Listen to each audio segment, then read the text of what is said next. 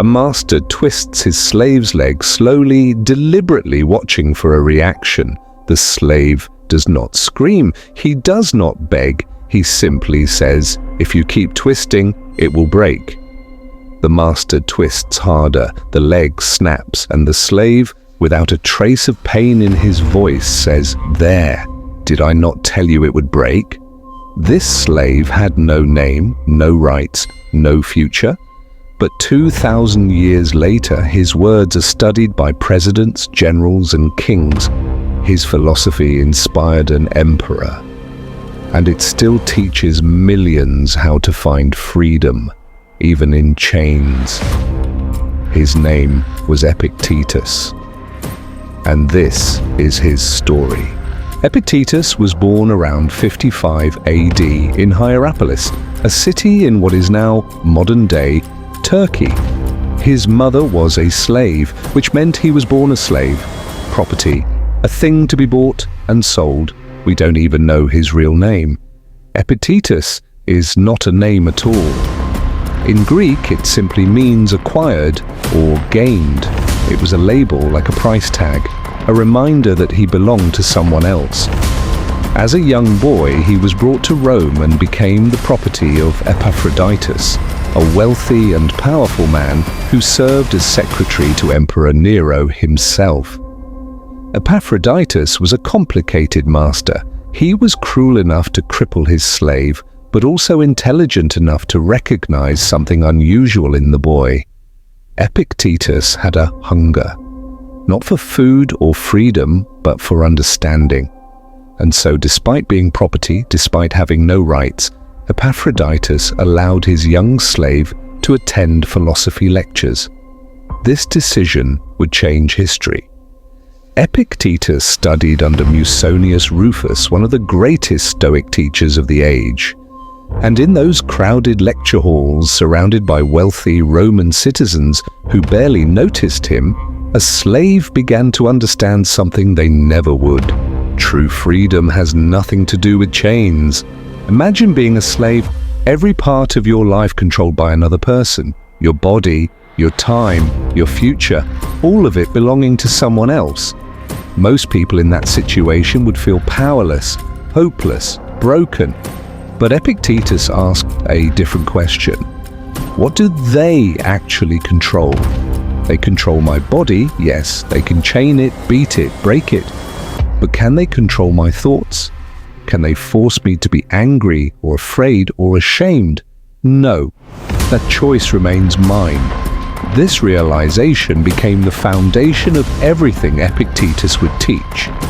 He divided all of existence into two categories, things within our control and things outside our control. Outside our control, our bodies, our possessions, our reputations, other people's actions, and the events of the world. Within our control, our judgments, our desires, our responses, and our character. Most people spend their entire lives trying to control what they cannot and neglecting what they can. They chase wealth, status, approval. They rage against circumstances. They suffer because they expect the world to bend to their will. But Epictetus understood suffering comes not from events themselves, but from our judgments about events. People are not disturbed by things, he would later teach, but by the views they take of them. A broken leg is just a broken leg. It only becomes a tragedy if we decide it is one.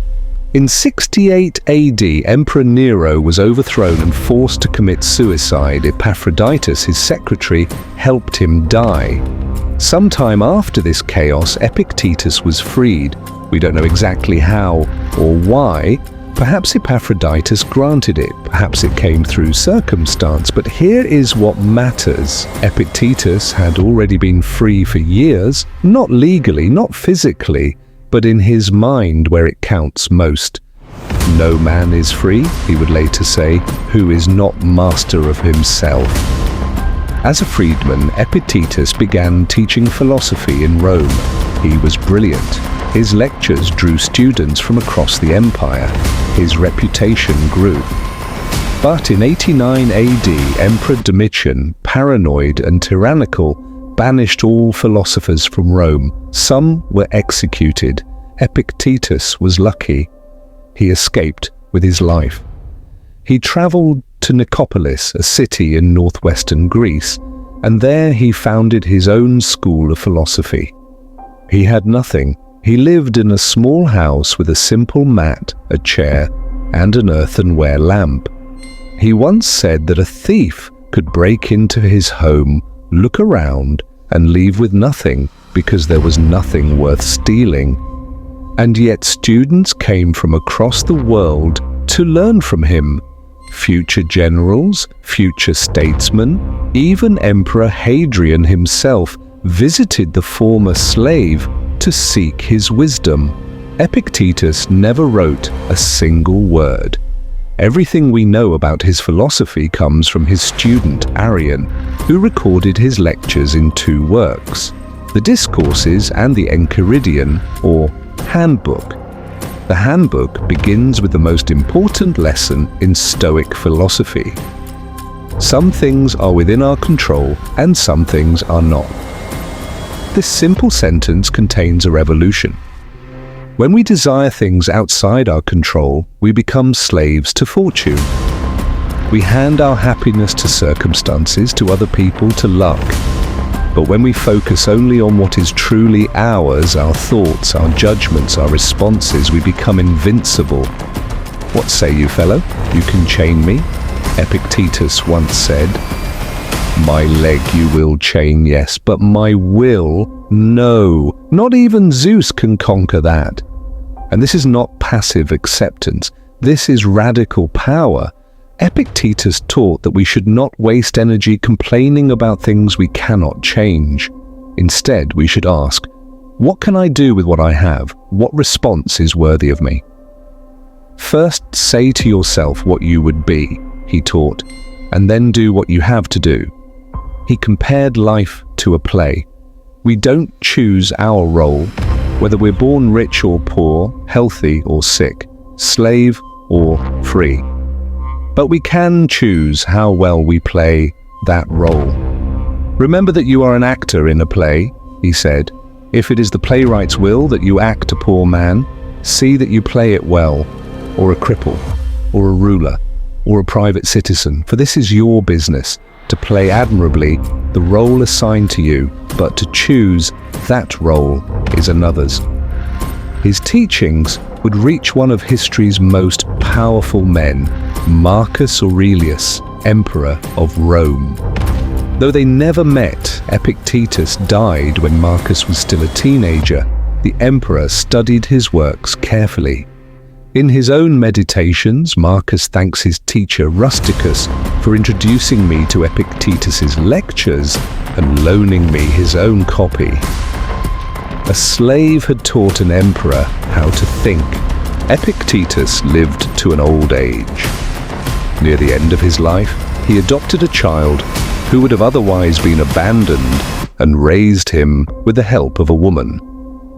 He had started with nothing. Less than nothing. And he left the world having shaped minds that would shape history. His teachings traveled through centuries. They influenced Enlightenment philosophers like Voltaire and Montesquieu.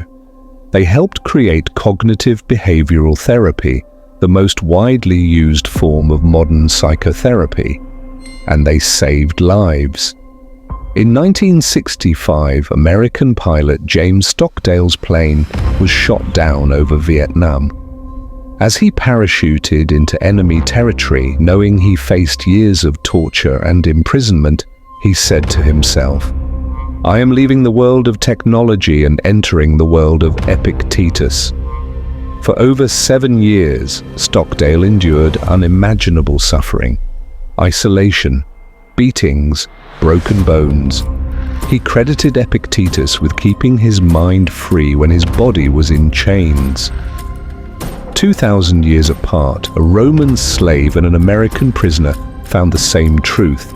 They can take everything from you, everything except the one thing that matters, Epictetus was born with nothing, not even a name. He was beaten, he was broken, he was told he was property. And yet he became one of the freest men who ever lived, because he understood something most people never learn. The chains that bind us are not always made of iron. Most of them exist only in our minds. It is not things that disturb us, he taught, but our judgments about things. The question is, what judgments are you carrying? And are you ready to set them down? If Epictetus's story moved you, subscribe for more. Next week, we explore Seneca, the Stoic who had everything, wealth, power, fame, and still found himself on the edge of ruin.